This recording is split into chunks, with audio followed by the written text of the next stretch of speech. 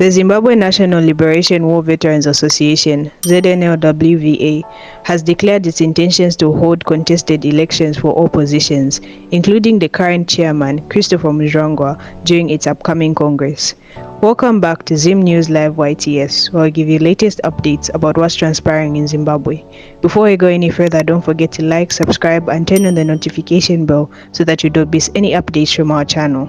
Mutsvangwa, who presently holds the chairman position, was dismissed from the cabinet for allegedly causing division among war veterans.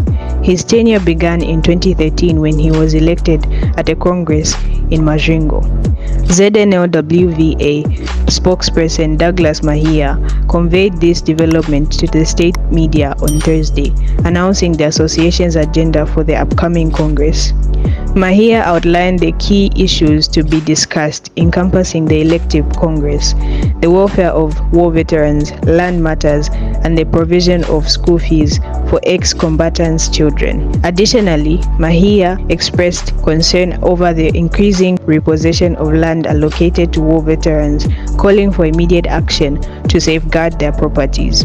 This is the news about war veterans targeting Masvingo and plotting to throw him under the bus. Let us know what you think in the comment section down below, and don't forget to like, subscribe, and turn on the notification bell so that you don't miss any updates from our channel.